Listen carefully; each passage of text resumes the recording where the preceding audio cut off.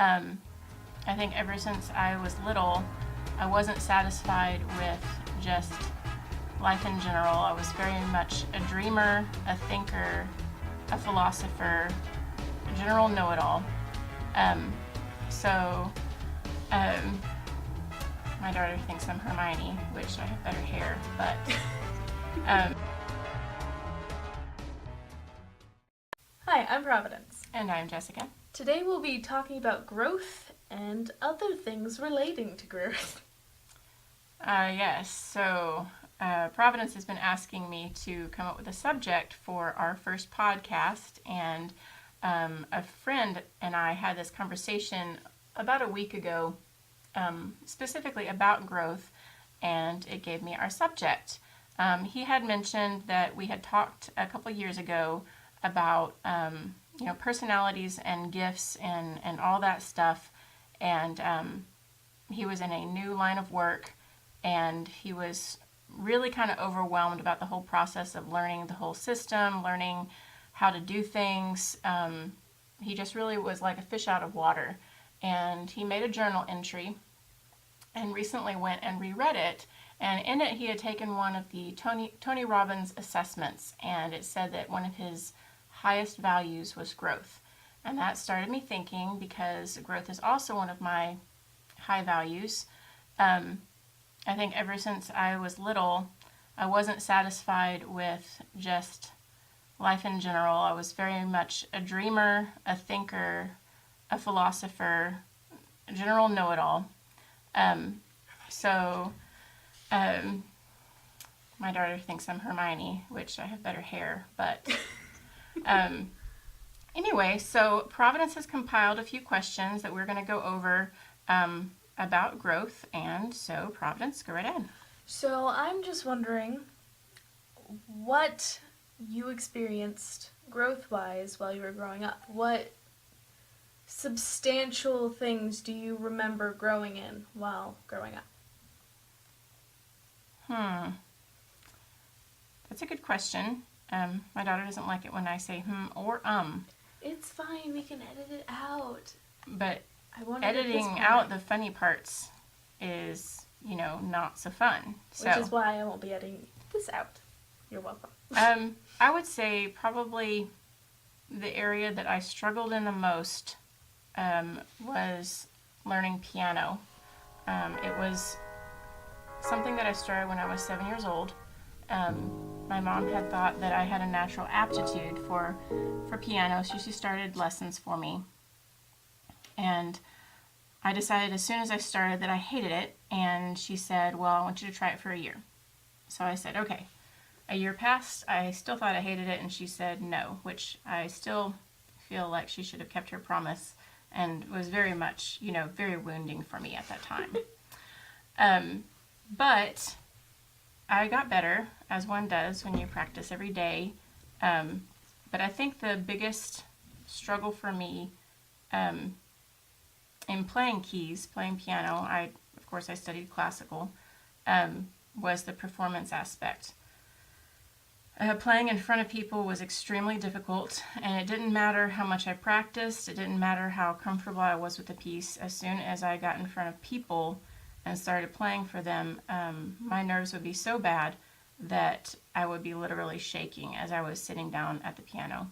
There would be these times that I would be halfway into the middle of a piece and I would literally forget what note I was to play next. There was this one recital I had when I was about 16, and I think I was playing a medley of Jesu, Joy of Man's Desiring, and I literally forgot where I was, and I had to improvise. Oh no. For at least 4 measures, but nobody could tell except my music teacher. So probably for years in the area of music and performance, that was a really big struggle for me, and an area that I really had to grow. I had to do things that I didn't want to do. I had to do things that I was very uncomfortable with.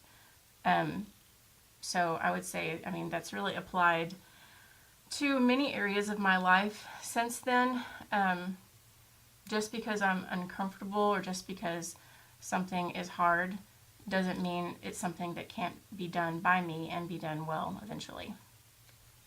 Sound good. Okay. Let's continue that with where have you experienced spiritual growth? Like as in locations on the earth? Yes, no. um, when I say spiritual growth, I mean like where have you grown with God and subjects pertaining to? I think that, of course, is a really long subject that we'll have to continue at a later date. But I've been wanting or trying to follow God since I was 6 years old. For many, many years, for me, I can't say that I had a really good picture of what God was really like. I thought, for some reason, that God died for everyone. Of course, I'm a Christian.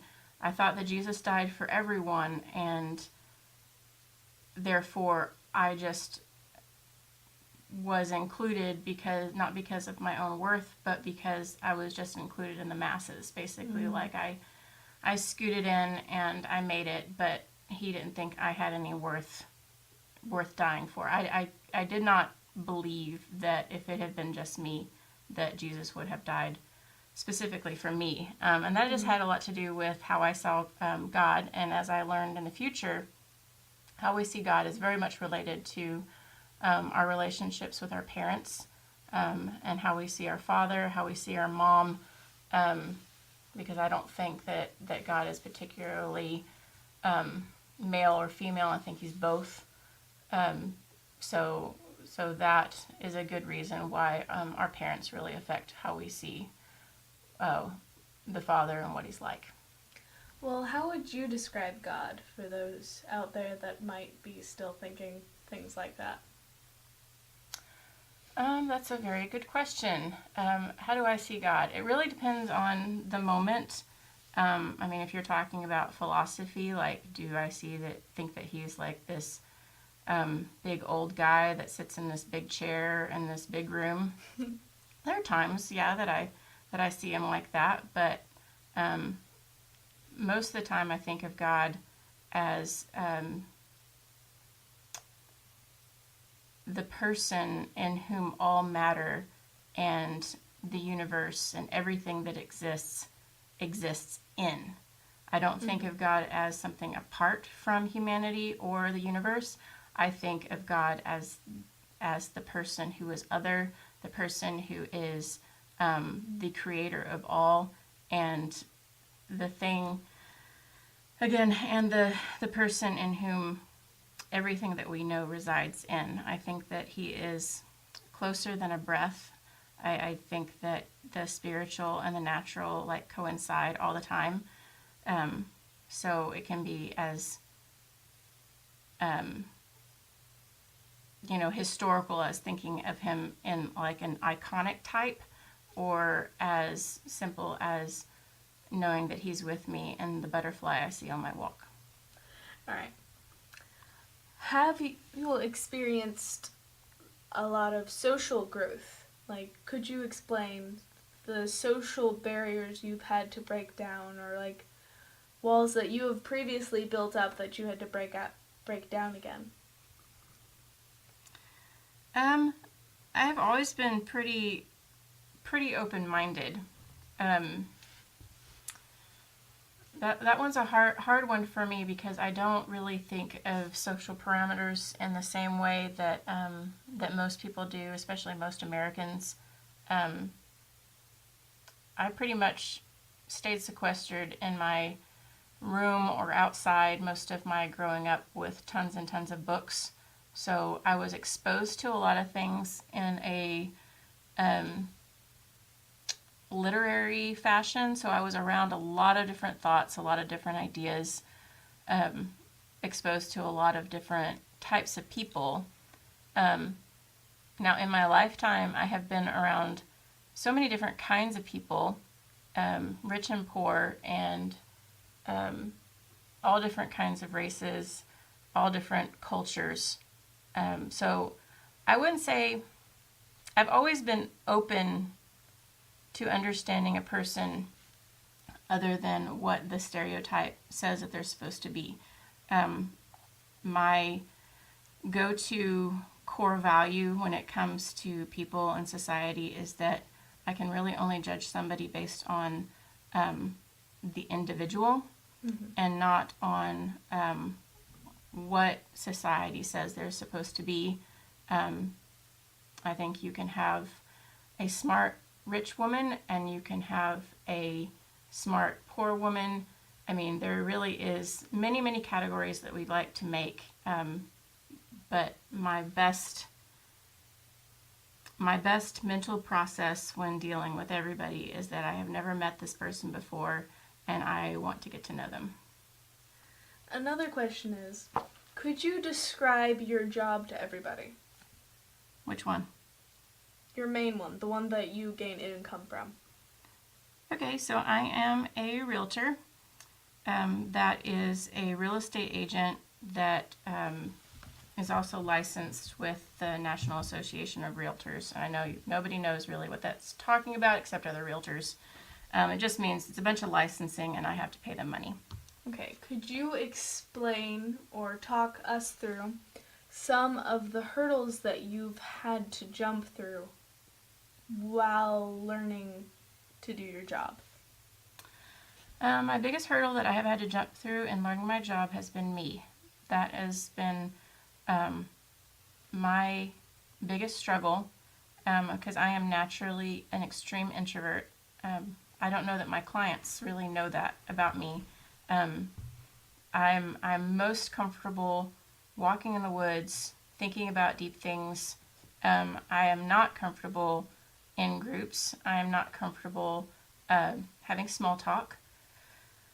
I am not comfortable saying something without thinking about it first. So this podcast is a very interesting thing, but I think it is coming more easily because as a realtor, I've had to learn how to just open my mouth and let stuff fall out. Could you explain how you expand your brand, how you're expanding your brand currently, and just the process and whatever mental toll it may have been taking on you or may continue to take on? Expanding my brand, how catchy. That is,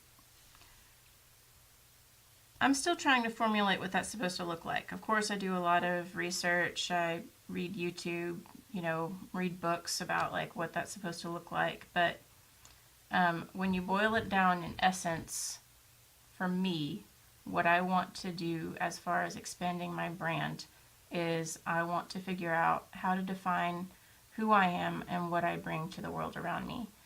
So how I define that, how I communicate it, how I market it, that's still something I'm learning how to do. For example, the town that I live in is very small town America. It is cute and old-fashioned and wonderful and difficult and very, very beautiful. We live in northeast Oklahoma at the base of the Ozarks, and the land, the terrain, the people, they're all very beautiful. But there's a lot of things that come into play in small towns, and that is that it is very easy to have a thought pattern stay in an area. So somebody can believe a specific thing, and if you say it often enough and enough people agree with you, then it is that way. That basically you create what you speak. So in my small town, a lot of people think, well, it's not going anywhere. The market value isn't very good. It's poor. People die early. It's not worth living here. But me as a transplant, I see stuff entirely different. I've lived in several places, and I know what poverty looks like all over the place. It pretty much looks the same. There are poor people everywhere you go. You're going to see drugs. You are going to see struggling school systems. You're going to see the divide between the poverty class, middle class, and upper class. That is a norm. That is humanity. But I think that part of our job in being on this earth and being present, day to day, is about, okay, so what is the higher truth? What do we need to bring to this area? And one of the ways that I do this, and this is part of expanding my brand or marketing my brand or whatever, is that I like photography, I like beauty, and I like finding it in unusual places. So I've tried to make, basically what I am trying to do is that in rare moments and rare places, I'm trying to catch pictures, catch beauty in the area that I live, and then put them in front of people. And people will say, "Oh, well, what is that?" I was like, "Oh, that's that bridge over that creek down by, the hollow." And they're like, "Oh, yeah, I remember that. And wow, you made it look so good." I'm like, "No, I didn't. I just took a picture of it." So sometimes when you're in an area for generations, you start seeing things through your generational glasses. And sometimes those glasses are broken. That's me clapping. Okay, next question. Parenting. You're a parent, yes? Indeed. How do you believe that you affect your family? For the good. I don't know. That's kind of that's a good question for all parents, and it's something that good parents should always be asking themselves. My biggest role in my life is being a wife and a mother, and even though I am a businesswoman, the thing that I'm going to be the most proud of when I get older, when I start having grandchildren or great grandchildren, or start seeing the real effect of my role on my community, is I'm going to look back and think, did I do right by my children? Did I? They are the ones that I leave behind. They are my legacy. Everything that I sow, that I plant, I'm going to be reaping in them, like genetically, spiritually. Of course, they are responsible for themselves, but I am responsible for myself. So the choices that I make directly impact my husband and my children. So whether it comes to my attitude and what I say, or how much intentional time I can spend with them, how I can relay my values, how I can encourage them to be creative, all these things, that is going to bear witness about who I really am as a person and my mark on this world, because I'm sure that I impact a lot of people when it comes to my clients and the people that I work with day to day, my team, my colleagues, the people that I run into at Walmart. I'm sure that I affect them, but the people that are the most important to me are my husband and my children. How has your family affected you, both positively and negatively? There really is no negative way that my family has affected me. I would say it's like my family, both my husband and my children, have been very formative in making me who I am. When that comes to my husband, I'm married to an absolutely wonderful man, and I'm very blessed to say that, because I didn't grow up with a whole and healthy family. So before I married him, I was really concerned that I was going to make a mistake. But we've been married 17 years, and I have to say the number one lesson that I have learned from being married to Adam is that the person that you love the most can hurt you the most, but you have to choose to be vulnerable every day. And it takes two to tango, and you have to choose that other person every day. And that comes at a cost, but it's a very, very good cost. I used to say, I don't know if I ever said it to my roommates, but I used to think it. Like most of my roommates seemed to be in college, seemed to be like wanting this perfect package. They would the whole list, the whole list, they had numbered everything. But in my mind, I was like, well, you don't really want the perfect package. I mean, if you actually want to get married, you actually want to become with that other person the whole package, a unit. Like, I'm probably not describing this very well, but I think you're doing fine. I think that everybody needs to be healthy and complete in themselves before they get married to somebody else. Of course, that's lovely and that's an ideal, and it's almost impossible. How you've described it to me is make sure that you are okay with the level of broken that you are, because you're going to marry someone with the equal measure of brokenness. Yeah, and that's actually something that your daddy says. And really? He told me. And one joke we used to have with each other was like, we felt like we both married up, but in different aspects. So I could not, and of course I started off as this, and maybe a lot of women do. I started out as thinking, yeah, he got a catch. But as time wore on and I actually saw myself a little bit more honestly, I would definitely agree with what he said, because I brought in the same level of junk and brokenness as he brought into the relationship.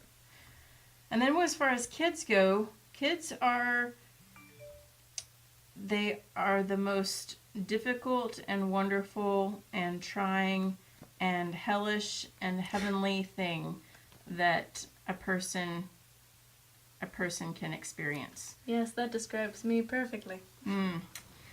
So, I'm sure many of you have heard your mother say something like, well, I hope that you marry somebody just like you. That's interesting, because the kids that I usually have the most difficult time with are the ones that are the opposite of me. For example, like Providence was always really difficult. Providence is the host, because she was like, when she was born, when she came into the world and she started really showing up as the person that she is, she was like this bouncy ray of sunshine and rainbows and unicorn farts. And I was like this, serious, morose philosopher and very logical. She was and a wizard. reasoned, and Providence only thought in intuition and feelings, and how to explain logic to a 5-year-old was literally impossible. So I had to start getting better at showing my feelings, and even if it was messy. Like I'm typically very controlled, so it's very difficult for me to show you something that's not complete. So with Providence, I think our relationship really started growing when I started showing her my messiness. Would you agree? Yes, I would, actually. Because you seemed like a robot. Or at least to my teenage hormonal angsty brain, it was like, wow, she's unfeeling. She's a brick wall Right, and then from my perspective, Providence was like, A sponge. no, you were more like a Nerf Gatling gun with your feelings. And the reason that I was being so robotic was because I was trying to control my panic. Like, you would like fire at me with all the stuff and the things and the feelings, and I'm actually quite empathic, but it would always feel like I was being bludgeoned to death with either the storms or the sparkles. I apologize for that, by the way. It's okay. How would you describe Micaiah, the middle child? I think Micaiah is still forming. I mean, of course, everyone is, but Micaiah, I feel, is intellectual, but also extremely instinctual. Mm-hmm. I don't think that she hasn't worked her way through some logical processes in her brain to come up with, okay, I start with A and I end in Z. I mean, she's still a little bit all over the place, but she is only 12. And I really appreciate the fact that she is she is kind of wild, but she is very balanced in basically left brain to right brain. And what I mean by that is intellectual versus creative. How would you say she's affected you and made you adapt as a parent? I'm still learning my way through that. I think she's kind of my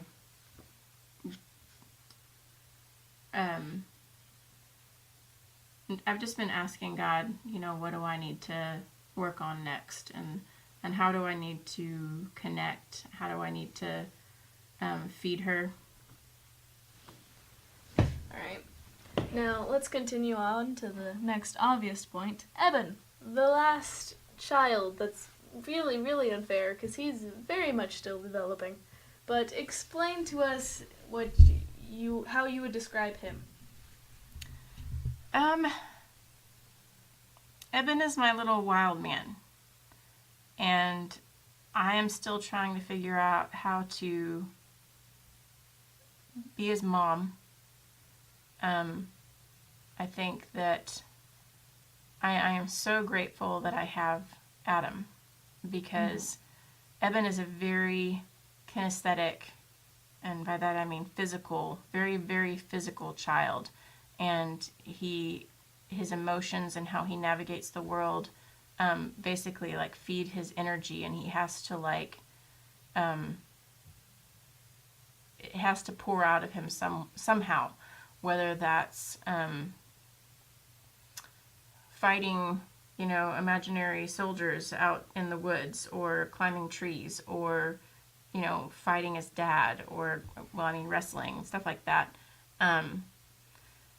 It's kind of like trying to cage a bear, but at the same time he has an incredibly soft heart, and I have learned from being around many men that men usually have way more sensitive and tender hearts than women do. And I think that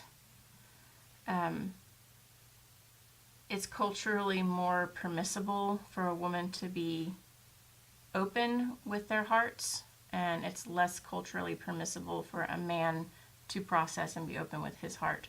So in this day and age, how to parent my son is going to be a wonderful experience. All right.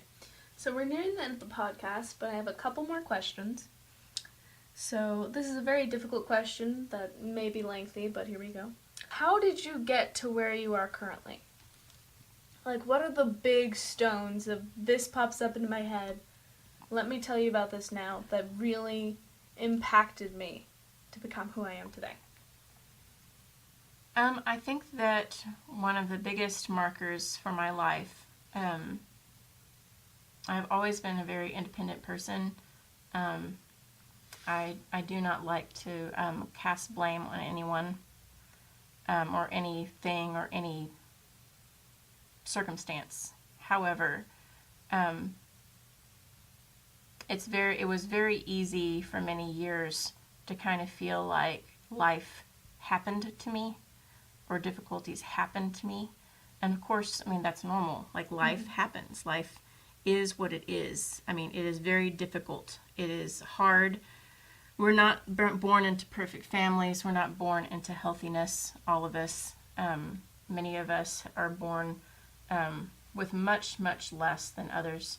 Many of us are born into abuse.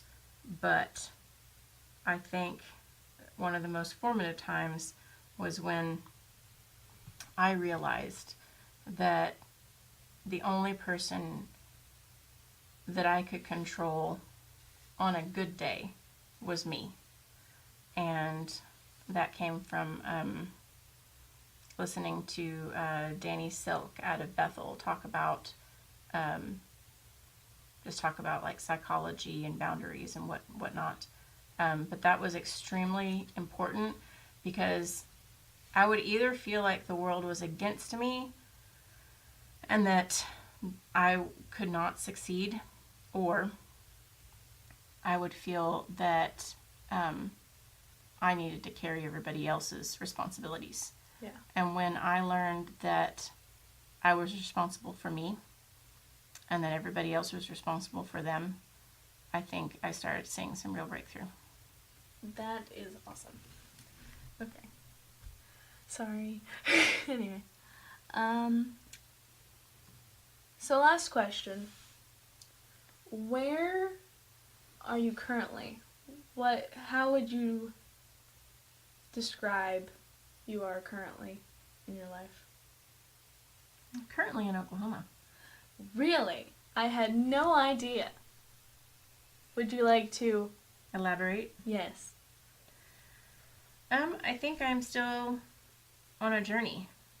I do think that I'm in the healthiest place that I've ever been. I can genuinely say that I like myself. I can genuinely say that I see success, and when I say success, what I'm saying is, like, I think that I will continue to grow. I think that our family will continue to grow together. I think that all these endeavors that I'm working on, I will see better and better. I feel still like I'm a bit of in an incubation period, but I'm no longer in such a severe place of brokenness that I can't see that there's actually life happening. That was actually really cool, and you're very much better than me at describing things like that, and for that, I really do respect you. Thank you, Annie. So thank you guys for listening to this podcast. We hope you have an amazing day, and we will see you whenever the next episode comes out. You have anything to say? I look forward to this. See you soon. Goodbye.